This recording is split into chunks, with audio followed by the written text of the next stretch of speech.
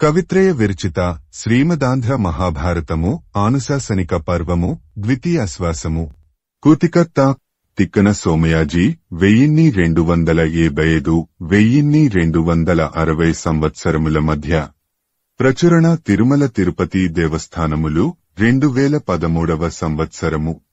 Video చేసినవారు Kanchi త్యాగరాజులు 2024వ సంవత్సరము. కవిత్రయ విరచిత శ్రీమదాంధ్ర మహాభారతము ఆనుశాసనిక పర్వము ద్వితీయాశ్వాసము. వాసుదేవ పృథివీ సంవాద ప్రకారము. వచనము. ఇట్లా చెప్పి భీష్ముడింకా ధర్మరాజుతో ఇట్లా అంటున్నాడు. ఒకసారి భగవంతుడైన నారాయణుడికి భూదేవికి ఒక సంభాషణం జరిగింది.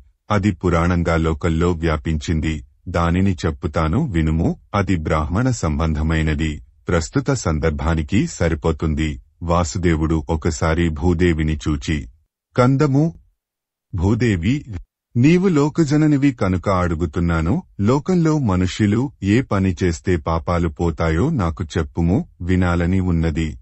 ఆట వెలది అనగా భూమి ఇట్లా అంటున్నది. ఎప్పుడైనా సరే ఏమరక బ్రాహ్మణులను సేవించటం వల్ల పూజించటం వల్ల వారికి శుభాలు కలిగించే విధానాలతో మానవులు పాపాలను సహించుకొనగలరు. ఇదే రాజులకు హితమైన మార్గం. ఆట వెలది దేవేంద్రుడి శరీరం వేలయోని చిహ్నాలు కలదిగా చేసింది. విప్రుని అలుకయే కదా.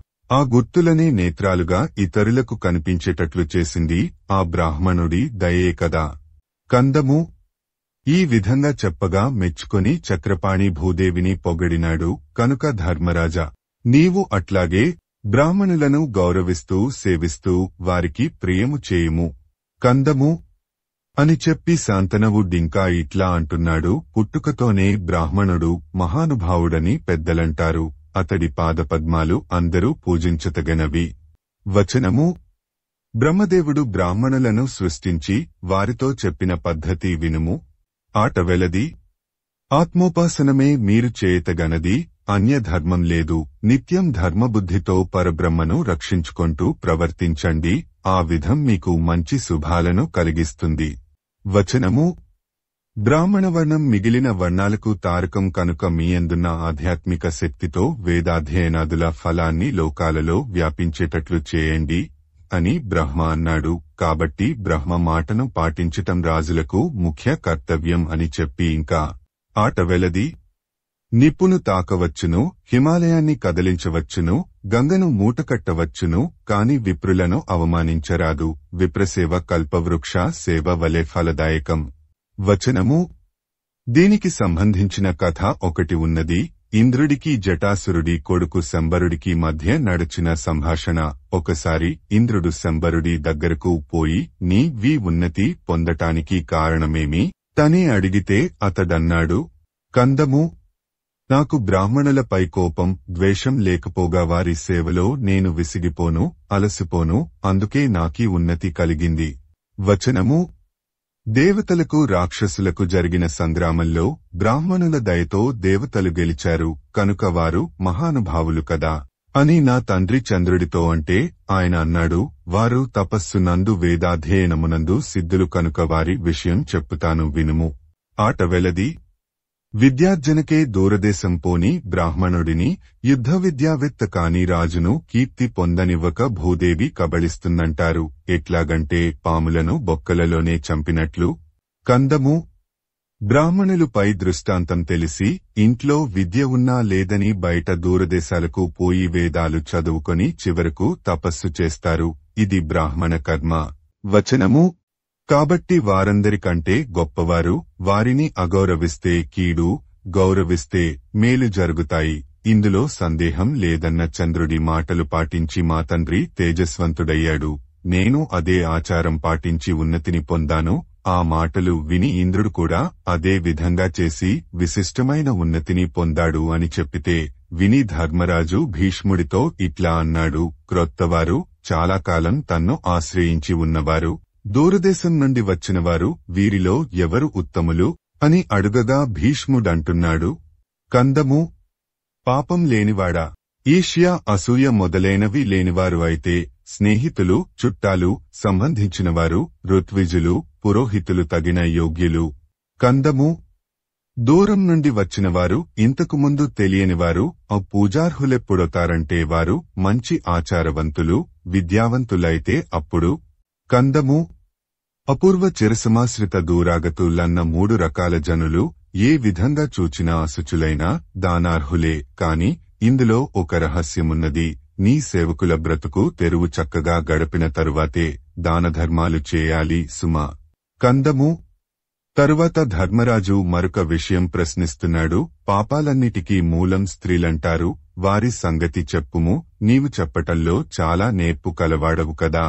కవిత్రయ విరచిత శ్రీమదాంధ్ర మహాభారతము ఆనుశాసనిక పర్వము ద్వితీయాశ్వాసము నారద పంచచుడ సంవాదంబను నితిహాసము. వచనము అనగా విని భీష్ముడు ధర్మరాజుతో ఇట్లా అన్నాడు. నీవు చెప్పినట్లే స్త్రీలు అట్లాంటివారే. పూర్వం నారదుడు ఒక అప్సరసను పంచచుడను చూచి అడిగి తెలుసుకున్న కథ ఉన్నది. అది స్త్రీల స్వభావాన్ని వ్యాఖ్యానించేది. ఆ కథను చెప్పుతాను వినుము. దేవఋషి శ్రేష్ఠుడైన నారదుడు ఎక్కడెక్కడో తిరుగుతూ ఉండి ఒకచోట పంచచుడ అనే అప్సరసను చూచి, కందము నారదుడామెతో అంటున్నాడు, నళనదలాక్షి, నేనొకటి అడుగుతాను చెప్పుము అని అంటే, ఆమె అన్నది, మీరడిగే మాట మా బోటివాళ్లకు తెలిసేదైతే తప్పక సమాధానం ఇస్తాను అని భక్తితో అన్నది. వచనము అట్లా అనగా నారదుడు, కందము స్త్రీ స్వభావం ఇట్లాంటిదని చెప్పుము అన్నాడు. నారదుడు ఆమె నవ్వి, స్త్రీ స్వభావంలో దుర్లక్షణాలను స్త్రీగా నేనెట్లా చెప్పేది? అది న్యాయం కాదు కదా. కందము ధర్మరాజా, పంచచుడ పలికిన మాటలు విని నారదుడు నిజం చెప్పితే పాపం ఆవంత కూడా రాదు, నిజం చెప్పుము అని అన్నాడు. అతడితో ఆమె ఇట్లా అన్నది. వచనము స్త్రీల స్వభావాలు నీకు తెలియనివి లేవు, అయినా చెప్పుతాను వినుము. కందము సత్కులం, గౌరవమర్యాదలుండి మరొకడి భార్య అయి కూడా గౌరవంతో ఉంటూనే బయట తిరుగుళ్ళు తిరుగుతుంది. స్త్రీ ఇంకా అనటానికేముంది స్వామి.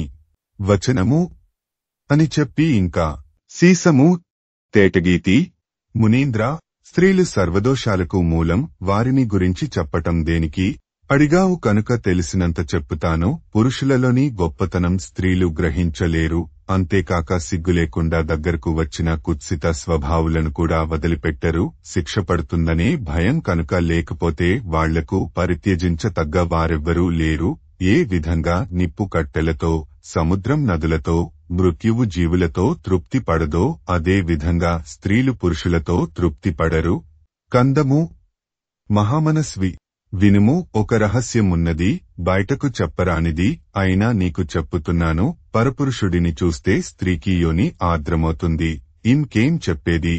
వచనము అని ఇంకా కందము పరపురుషులతో వ్యభిచరించటం మీద ఉన్నంత ప్రీతి స్త్రీకి తినటం, బట్టలు వేసుకొనటం, నగలు పెట్టుకొనటం, డబ్బు కూడబెట్టుకొనటం మీద కూడా ఉండదు. వచనము అని చెప్పగా నారదుడు పంచచుడతో చాలా యథార్థం చెప్పావని మెచ్చుకుని ఆమెను పంపి తాను ఇష్టం వచ్చిన చోటికి పోయాడని చెప్పగా ధర్మరాజన్నాడు, ఈ ఆడవాళ్లను ఎట్లా కాపాడుకునాలో చెప్పుమన్నాడు. దానికి భీష్ముడన్నాడు, వారు మయసంబరాది రాక్షసుల మాయల కంటే మించిన మాయలు కలవారు. వారి మాయలు ఇట్లాంటివని నిరూపించటం కష్టం. అది కాక మరొక్క విశేషం చెప్పుతాను వినుము. తేటగీతి పూర్వం స్త్రీలు సాధువులే, పవిత్రలే ఉండేవారు. వారికి మాయా మర్మాలు లేని ఆ రోజులలో పురుషులంతా కావలసినప్పుడు దైవత్వాన్ని పొందేవారు. వారి మనస్సులు పవిత్రంగా ఉండేవి కనుక. వచనము దానికి దేవతలు అసూయపడి బ్రహ్మ దగ్గరకు పోయి తమ మనసులలోని మాట చెప్పగా ఆయన స్త్రీలను మాయలు కలవారినిగా చేసి వారికి కామం హెచ్చుగా కలిగించాడు. దానితో పురుషులు వారి వలలో చిక్కుపడి కోపాది భావాలకు లోనై తమలో ఉన్న ఆ పూర్వపు ప్రభావం పోగొట్టుకున్నారు. దేవతలు కూడా సంతోషించారు.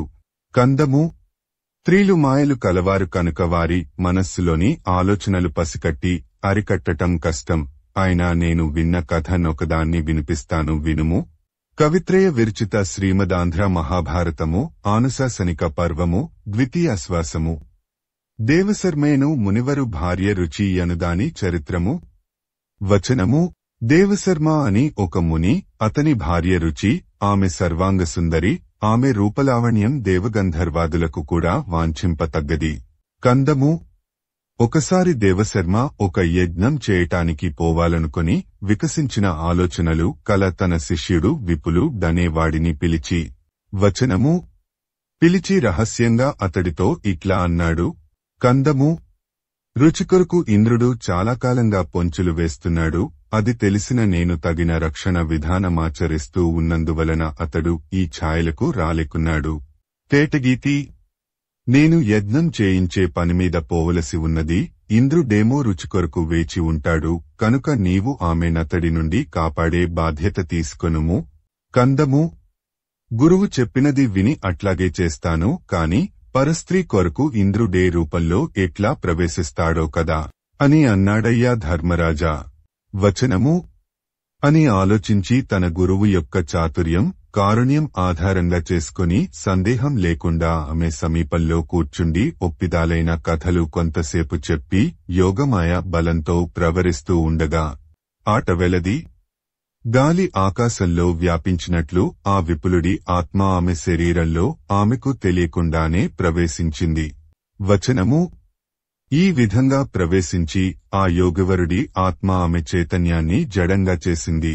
అప్పుడు ఇంద్రుడు సుందరమైన రూపం ధరించి అక్కడకు వచ్చి విపులుడి శరీరాన్ని చూచి నిద్రపోతున్నాడని తలచి కామంతో కన్ను కాననివాడు కాబట్టి మునిభార్యను సమీపించి కందము ఇంద్రుడామెతో అన్నాడు. నీ వలన నా మనస్సును మన్మథుడే కలత పెట్టుతున్నాడు. నీవు కొంచెమైనా ఆలోచించాలి కదా అని అనగా రాజా ఆమె బుద్ధి చైతన్యం కోల్పోయినందువలన కందము తగినరీతిగా ఆహ్వానించటానికి లేచి ఎదురుపోవటంగాని తగినట్లుగా మాట్లాడటంగాని చేయకుండా ఉండగా ఇంద్రుడు కోరికతో ఇంకా ఆ పద్మముఖితో ఇట్లా అంటున్నాడు. వచనము అని ఆలోచించి తన గురువు యొక్క చాతుర్యం కారుణ్యం ఆధారంగా చేసుకుని సందేహం లేకుండా ఆమె సమీపంలో కూర్చుండి ఒప్పిదాలైన కథలు కొంతసేపు చెప్పి యోగమాయ బలంతో ప్రవరిస్తూ ఉండగా ఆట వెలది. గాలి ఆకాశంలో వ్యాపించినట్లు ఆ విపులుడి ఆత్మ ఆమె శరీరంలో ఆమెకు తెలియకుండానే ప్రవేశించింది. వచనము ఈ విధంగా ప్రవేశించి ఆ యోగవరుడి ఆత్మ ఆమె చైతన్యాన్ని జడంగా చేసింది. అప్పుడు ఇంద్రుడు సుందరమైన రూపం ధరించి అక్కడకు వచ్చి విపులుడి శరీరాన్ని చూచి నిద్రపోతున్నాడని తలచి కామంతో కన్ను కాననివాడు కాబట్టి మునిభార్యను సమీపించి కందము ఇంద్రుడామెతో అన్నాడు. నీ వలన నా మనస్సును మన్మథుడే కలత పెట్టుతున్నాడు. నీవు కొంచెమైనా ఆలోచించాలి కదా అని అనగా రాజా ఆమె బుద్ధి చైతన్యం కోల్పోయినందువలన కందము తగినరీతిగా ఆహ్వానించటానికి లేచి ఎదురుపోవటంగాని తగినట్లుగా మాట్లాడటంగాని చేయకుండా ఉండగా ఇంద్రుడు కోరికతో ఇంకా ఆ పద్మముఖితో ఇట్లా అంటున్నాడు. కందము నేను దేవతల రాజును. నా గౌరవాన్ని కామాగ్ని కాల్చివేస్తున్నాడు. ఆలస్యం దేనికి మానిని నన్ను తగ్గట్లు గౌరవించుము. నీకు ఇంక సిగ్గుతో పని లేదు. వచనము అనటంతోనే ఆమె శరీరంలో ఉన్న విపులుడు తన యోగశక్తితో ఆమె వాసవుడితో నీవిక్కడకు రావలసిన పనేమిటని అనిపించి ఆమెను సొమ్మసిల్లి పడిపోయేటట్లు చేయగా చూచి ఇంద్రుడు సిగ్గుపడ్డాడు, భయపడ్డాడు. అప్పుడు ఉత్పలమాల ఆ విపులుడు గురుపత్ని శరీరం నుండి బయటకు వచ్చి తన శరీరంలో ప్రవేశించి ఇంద్రుడితో ఇట్లా అన్నాడు. నీకు పూర్వం మునిశాపవశాత్తు సంక్రమించిన యోని గుర్తులన్నీ ఎట్లాగో దేవముని సేవ వలన పోగొట్టుకున్నావు కదా, అట్లాంటి నీకిది ధర్మమా అని ఇంకా తేటగీతి ఇంద్రియాలను అదుపులో పెట్టుకోలేనివాడా, అసహ్యమైన బుద్ధి కలవాడా, నీచుడా, పాపం చేయటానికి ఇట్లా పూనుకొన్నావు. నీ దేవేంద్ర పదవి నా గురుకోపాగ్నికి బలి కాగలదు. జాగ్రత్త. వచనము దివ్య జ్ఞానంతో ఇంద్రుడు విపులుడి యోగబలం తెలుసుకుని భయంతో వెలవెలపోగా ఆ బలారిని చూచి విపులుడు కందము నాకిష్టం లేదు, లేకున్న నిన్ను భస్మంచేనా, వికారపు బుద్ధి కలవాడా అనగా ఏమీ మాటాడలేక వెంటనే ఇంద్రుడు అంతర్ధానమైపోయాడు. వచనము తరువాత విపులుడు రుచిని జాగ్రత్త స్థితికి తెచ్చి తరువాత గురువుగారు రాగానే వినయంతో నమస్కరించి ఏకాంతంలో తేటగీతి రాజా శిష్యుడిట్లా చెప్పాడు. దేవరాజు ఇక్కడకు వచ్చి నావలన చిక్కుపడి భయంతో సిగ్గుతో వెళ్లిపోయాడు అని చెప్పగా గురువు సంతోషించి ఇష్టమైన వరాలిచ్చాడు. వచనము గురువు వరమిస్తే సంతోషించి శిష్యుడు గొప్ప తపస్సు చేశాడు. దేవశర్మకు దేవేంద్రుడి నుండి ఇక ఏమీ ఆపదరాదని సుఖంగా ఉన్నాడు. ఇంతలో ఒక రోజున నడినెత్తిపైన ఆకాశం నుండి దేవతా స్త్రీ చేతిలో ఉన్న పూలదండ జారిపడింది. ఆట వెలది. రాజా! దివ్యమైన పరిమళం, నవ్యకాంతి కల ఆ పూలదండను భూమిమీద నుండి రుచి తీసుకున్నది.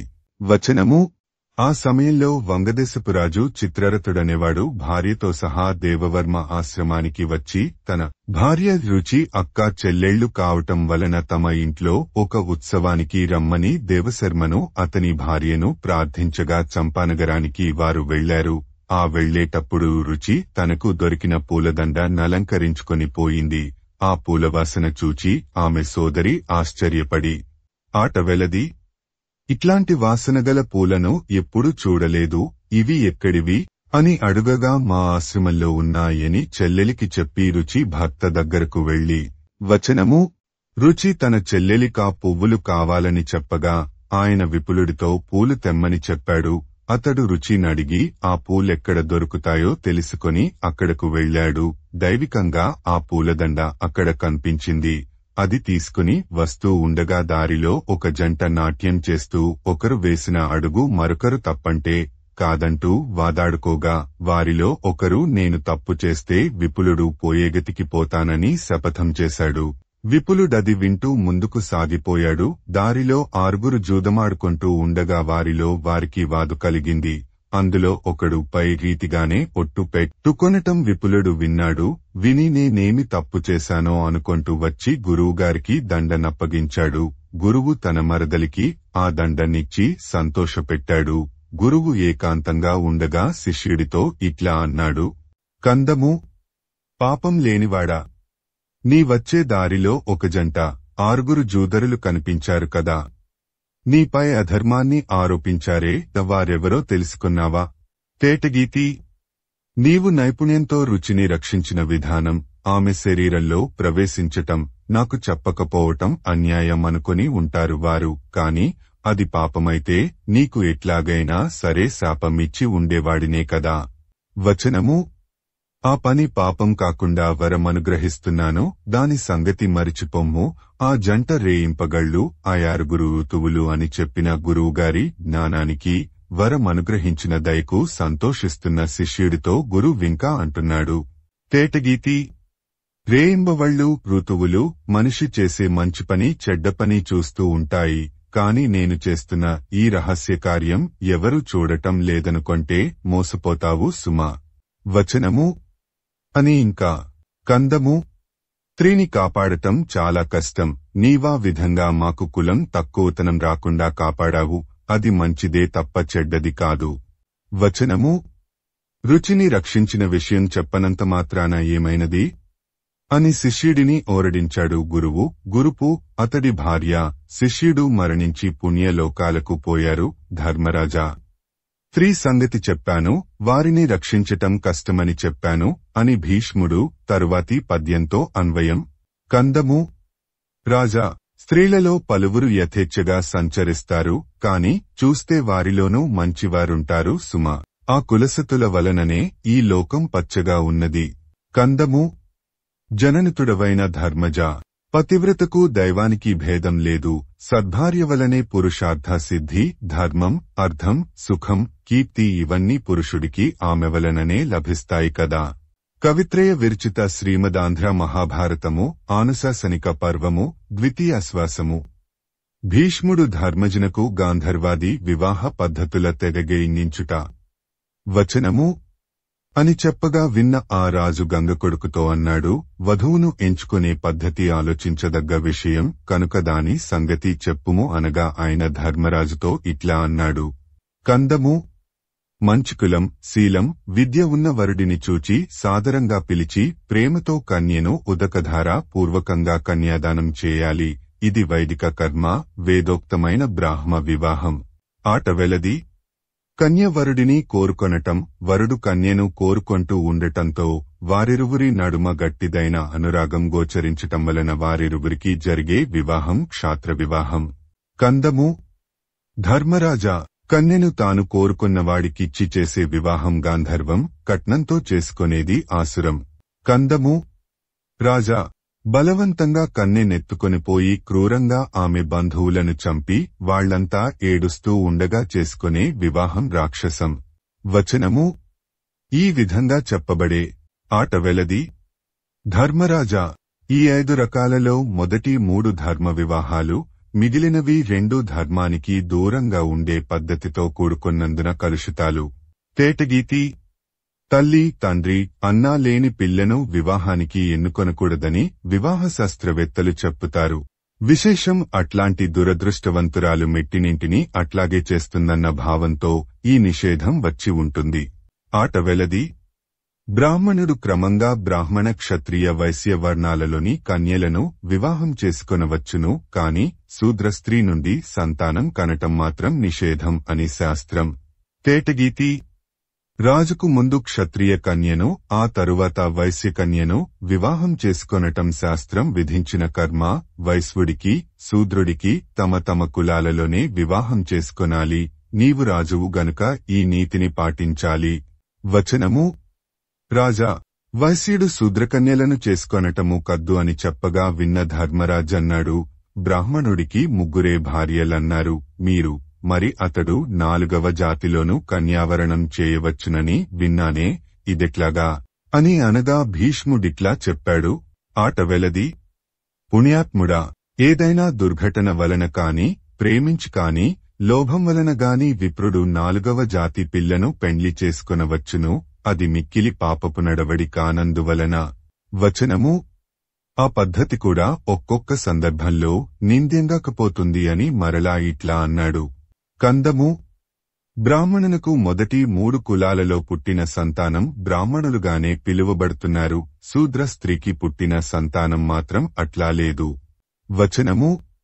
అనిన తరువాత ధర్మరాజు బ్రాహ్మణుడి వలన 4 జాతుల స్త్రీలకు సంతానం కలిగితే వారందరికీ తండ్రి ఆస్తిపాస్తులెట్లా పంచాలి అని ప్రశ్నించాడు. సీసము.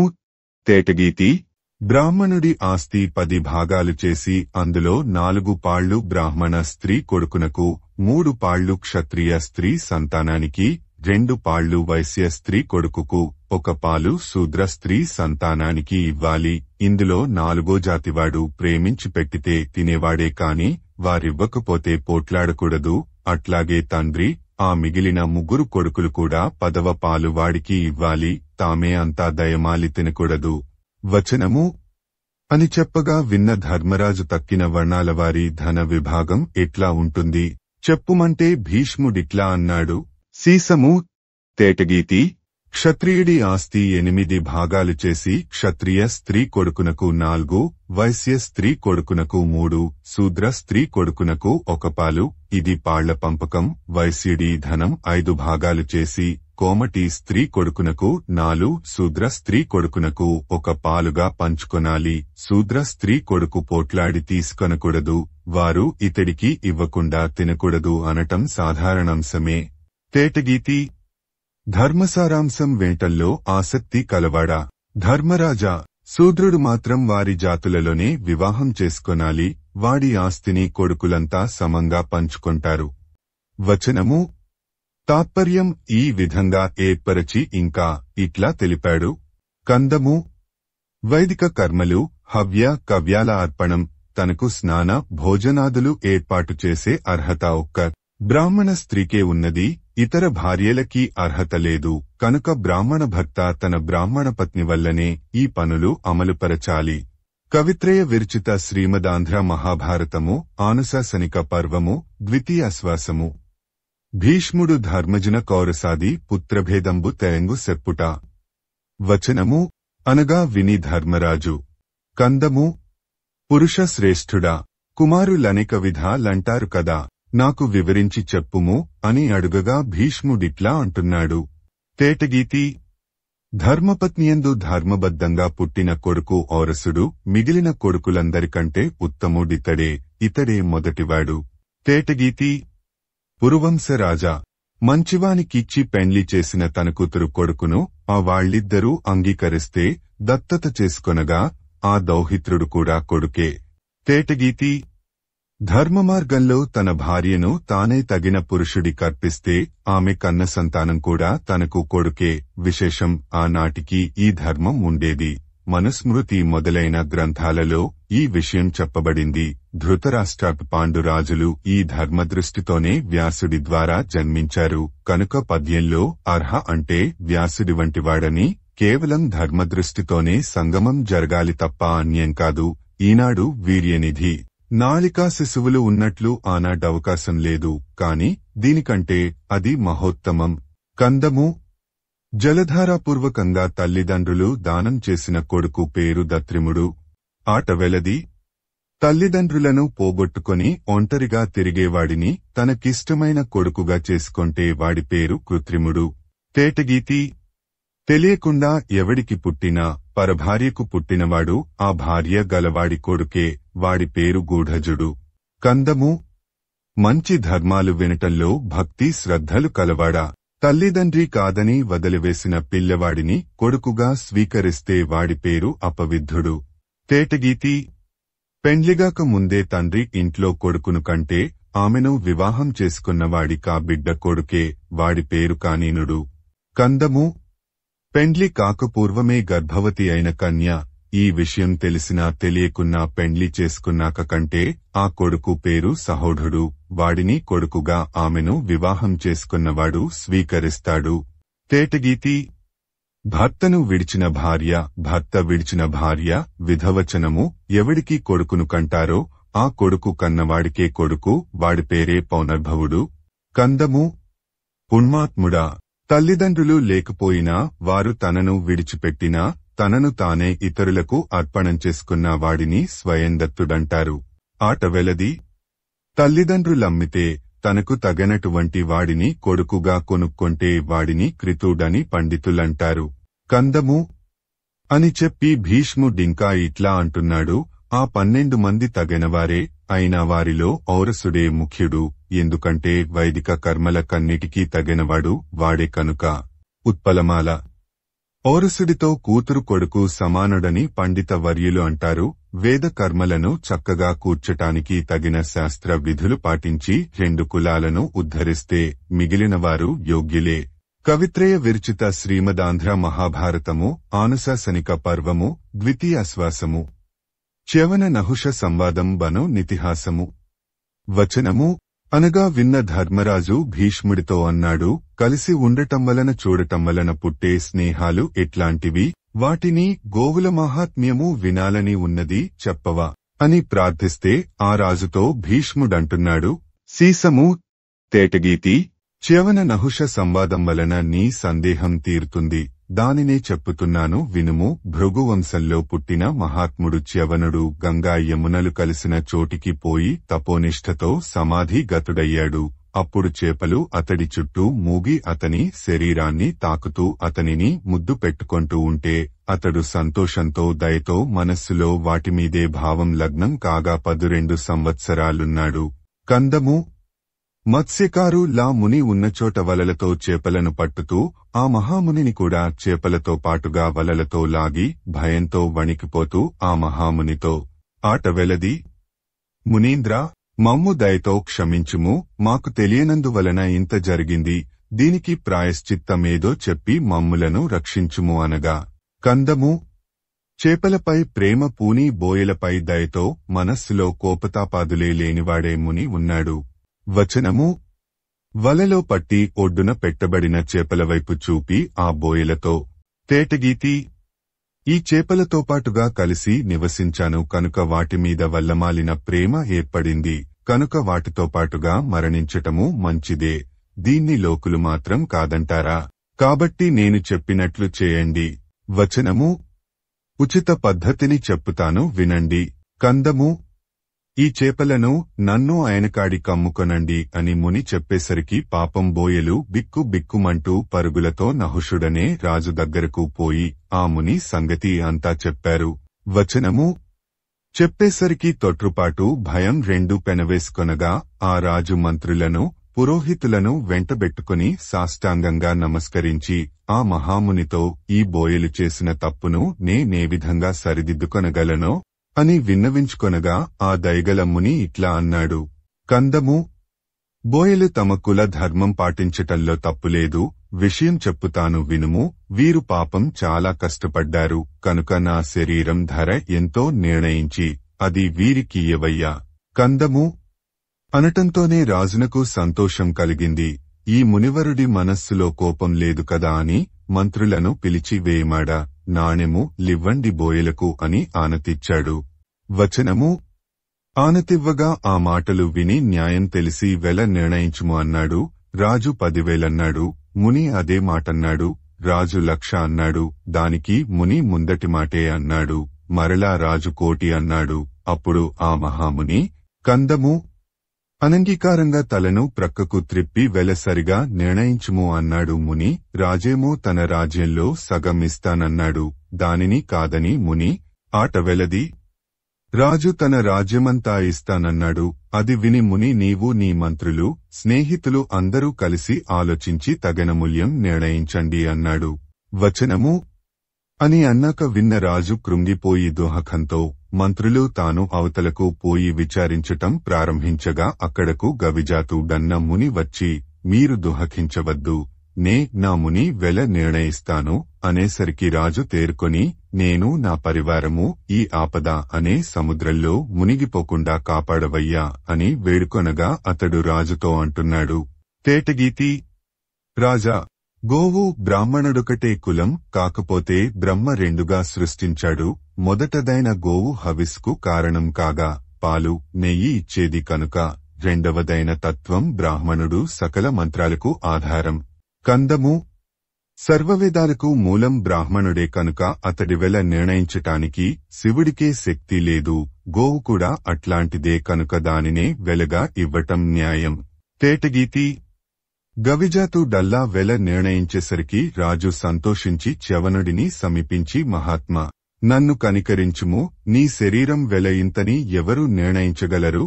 కందము మునినాథ గోవు నిస్తాననేసరికి సంతోషంతో వికసించిన ముఖంతో భార్గవకులనాథుడైన చ్యవనుడు రాజుతో నీ వెలకు సంతోషించానంటూ ఇంకా ఇట్లా అంటున్నాడు.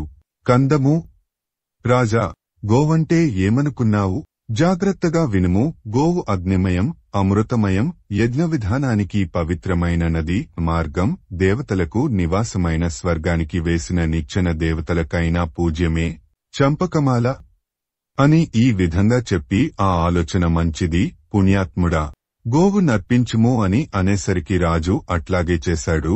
బోయలప్పుడు నిండు మనస్సులు సంతోషించగా గౌరవంతో మునిని సమీపించి మమ్ము చూచిన దాదిగా దయను వర్షిస్తున్నావు, మేము ఒక్కటి విన్నవించుకొంటాము, నీవు అనుమతిస్తే. కందము అని ప్రీతితో చెప్పి ఆ ముని అనుజ్ఞతో మమ్ములను రక్షించుము, దయతో ఆ గోవును నీవే మా నుండి తీసుకొనవయ్యా అని బోయలు వేడగా మొగమాటతో మనస్సు ద్రవించిపోగా. తేటగీతి వేడుకొన్నవారిపై కాఠిన్యం వహించటం పాము కాటువేయటం వంటిది కనుక మీ ప్రార్థనను మన్నిస్తాను, భగ్నం చేయను, మీరు కోరినట్లే గోవును గ్రహిస్తానని తీసుకొన్నాడు. వచనము తీసుకొని అంతటితో ఆగక. తేటగీతి చూడటం వలన కలిగే ప్రేమ బోయలపై నాటుకొనగా చేపలపైనున్న ప్రేమ దట్టం కాగా బోయలతో ముని అన్నాడు. అందరూ వినేటట్లుగా మీరు చేపలు స్వర్గానికి పోదురుగాక అని.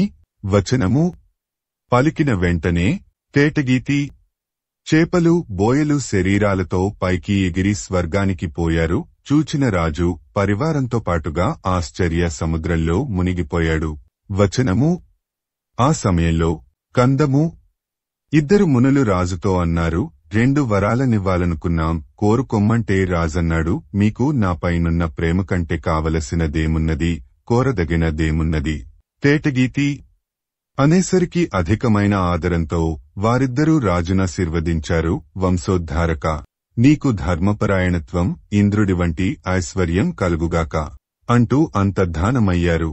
కందము రాజు మనస్సులో ఆశ్చర్యం, సంతోషం ముప్పిరిగొనగా ఆ మునుల మాహాత్మ్యం స్తుతిస్తూ జనులంతా ఆనందిస్తుండగా తన సౌధానికి పోయాడు. వచనము అని భీష్ముడు కథను వివరించి కందము కలిసిమెలిసి బ్రతకటం వలన, దర్శనం వలన మనస్సులో స్నేహం నాటుకొనటం, ఆవుల గొప్పతనం చెవుల కింపుగా వినిపించాను. వచనము కవిత్రయ విరచిత శ్రీమదాంధ్ర మహాభారతము ఆనుశాసనిక పర్వము ద్వితీయాశ్వాసము చ్యవన కుశిక సంవాదంబను నితిహాసము. ధర్మరాజు భీష్ముడిని ప్రశ్నిస్తున్నాడు. నాకు ఒక విషయాన్ని తెలుసుకోవాలని ఎప్పటినుంచో కుతూహలంగా ఉంది. మహత్తరమైన బ్రాహ్మణ శక్తి కల భృగువంశంలో విచిత్రమైన క్షత్రియశీలం కల పరశురాముడెట్లా జన్మించాడు? మహోత్తమమైన క్షాత్రశక్తితో మండే కుశిక వంశంలో బ్రాహ్మణ తేజస్సు కల విశ్వామిత్రుడెట్లా పుట్టాడు? ఇదివరకు కొంత విన్నాను, కాని సంశయం తీరలేదు. కనుక నా మనస్సున నాటుకొనేటట్లు స్పష్టంగా ఆ కథ చెప్పుము అంటే భీష్ముడు అయితే చ్యవన కుశిక సంవాదం వినుము, నీ సందేహం తీరుతుంది. చ్యవనుడు కుశికుడి వలన తన వంశం సంకరమవుతుందని తెలుసుకొని ఆ కులానికి ఆపదనాపాదించాలనుకుని కుశికుడి దగ్గరకు పోయి, కందము కుశికుడు భార్యతో కలిసి ఆ మునివరునకు శాస్త్రం చెప్పిన పద్ధతిగా వినయంతో ఉత్సాహంగా పూజలు చేశాడు. కందము మునీంద్రుడిని పూజించి రాజేంద్రుడతనితో అన్నాడు, మునీంద్ర, నీవు రాజ వైభవంతో వెలుగొందుతూ నన్ను నీ సేవకుడిగా చేసుకుని ఈ ధరణిని పాలించుము. కందము నేను, నా భార్య, చుట్టాలు, పక్కాలు అంతా నిన్ను రాజుగా అంగీకరించి సేవిస్తాం. రాజ్యానికి శుభాభివృద్ధి కలిగేటట్లు మమ్ములను స్వీకరించుము. చంపకమాల అంతా విని మునీంద్రుడన్నాడు, రాజా, నాకు రాజ్యమేలాలన్న కోరిక ఏ కోసానా లేదు. నేను ఒక వ్రతాన్ని పూని దానిని చెల్లించుకొనటానికే తిరుగుతున్నాను. నీకు ఓపిక ఉంటే నీవు, నీ భార్య, బంధువులు నాకు సేవ చేస్తే చాలు. నా కోరిక ఇంతే. వచనము అనగా విని ఆ దంపతులు సంతోషించి అట్లాగే చేస్తామన్నారు. ఆ తరువాత కందము ఆ మునిని అంతఃపురానికి తీసుకొనిపోయి రాజు రాణి సంతోషంతో ఆయనకొక అందమైన నివాసం చూపించి ఆ మునితో, ఆట వెలది పాపంలేనివాడా, నీవు ఇక్కడ ఉండుము అని పరుండుటకు మెత్తని శయ్య, కూర్చోటానికి చక్కని పీఠం ఉంచుమని ఆజ్ఞాపించి, స్వామి, తమ ఇష్టానుసారంగా మేము సేవిస్తాము, మీకేమి చేయాలో చెప్పండి. వచనము అని అన్నాడు. ఇంతలో సాయంకాలమైనది. ముని సంధ్యాకాలంలో చేయదగ్గ సంధ్యావందనాది వేదోక్త కర్మలాచరించి రాజుతో భోజనం కావాలన్నాడు. రాజు గొప్ప విందు భోజనంతో మునిని తృప్తుడిని చేశాడు. ఆట వెలది. ముని భోజనం చేసి మంచమెక్కి రాజుతో అన్నాడు, నేనిక్కడ నిద్రిస్తానయ్యా. రాజశ్రేష్ఠుడా, మీ దంపతులిద్దరూ నిద్రపోకుండా నా కాళ్లు పిసుకుతూ మేల్కొని ఉండండి, అదే నాకిష్టం. కందము నా అంత నేనే లేచేటంతవరకు మీ ఇద్దరిలో ఎవరూ నన్ను నిద్ర లేపవద్దు అని నిద్రించాడు. ఆ దంపతులు మిక్కిలి భక్తితో తరువాతి పద్యంతో అన్యయం తేటగీతి. ధర్మరాజా, ఆ దంపతులు అన్నం నిద్ర విసర్జించి పాదాలు ఒత్తుతూనే ఉన్నారు. ఆ ముని ఒకే ప్రక్కకు తిరిగి పడుకున్నవాడు పడుకున్నట్లుగానే ఉన్నాడు. శరీరంలో కదలిక లేదు. ఈ విధంగా 21 రోజులు గతించిపోయాయి. వచనము 22వ రోజున ఆ ముని తనంత తానే నిద్రలేచి, కందము ముని లేచిందే తడవుగా ఏమీ మాట్లాడకుండానే ఇల్లు వదిలి వెళ్లిపోయాడు. బాగా అలసిపోయిన దంపతులు ఆయన వెనుక పడ్డారు. దానికి ఆయన లెక్క చేయలేదు. ఆట వెలది. ఆ విధంగా వారిని నిరాదరించిన ముని నగరం దాటి పోయిపోయి అదృశ్యం కాగా రాజు రాణి మూర్ఛపోయారు. కందము కొంతసేపటికి మూర్ఛ నుండి తేరుకొని మనస్సులో బాగా మథనపడి తిరిగి నగరం ప్రవేశించి అంతఃపురంలోకి పోయి చూస్తే మునీశ్వరుడు మంచంపైనే ఉన్నాడు. వచనము ముని పూర్వం నిద్రించిన వైపు వదలి మరొక ప్రక్క తిరిగి నిద్రిస్తున్నాడు. అట్లాంటివాడిని చూచి రాజు రాణి కలిగిన అలసట కూడా లెక్కసేక ఎప్పటివలెనే పాదాలొత్తుతూ ఉన్నారు. మరలా 21 రోజులు గడిచాయి. అప్పుడా భార్గవుడు నిద్రలేచి, సీసము ఆట వెలది, కౌరవరాజులలో శ్రేష్ఠుడైనవాడా, ఆ ముని నూనెతో తలంటు స్నానం చేయాలన్నాడు. రాజు వాసనను తెప్పించి తలకు శరీరానికి నూనె పూయగా ఆయన తెగ తిట్టి కనిపించకుండా పోయాడు. మరునిమిషంలో కనిపించి రాజు రాణి ముఖంలో కోపతాపాలు లేకపోవటం చేసి సంతోషంతో వికసించిన ముఖం కలవాడై స్నానం చేయించుకొనగా వారును తగిన అనేక అన్నపానీయాదులు సమకూర్చి భోజనానికి పిలువగా వాటిని చూచి తినకుండానే ఎక్కడికో వెళ్లిపోయాడు. వారు ఆ రోజంతా అట్లాగే చింతిస్తూ గడిపారు. వచనము ఆ చ్యవనుడు సీసము తేటగీతి తెల్లవారుగానే కనిపించి వెంటనే రథమేర్పాటు చేయుము, నీవు నీ భార్య దాన్ని లాగుతూ ఉండగా నేను అందులో కూర్చుని బంగారం, రత్నాలు, గుర్రాలు బిచ్చగాళ్లకు ఇస్తూ పోతూ ఉండాలి అని చెప్పగానే రాజు రథాన్ని సిద్ధపరచి తన భార్య ఎడమ ప్రక్క, తాను కుడి ప్రక్క గుర్రాలే లాగుతూ ఉండగా చ్యవనుడు రథమెక్కి మంత్రులు తెచ్చిన ఆ వస్తువులను దీనజన సమూహానికి ఇస్తూ మునికోలతో రాజును రాణిని పొడుస్తూ పోతున్నాడు.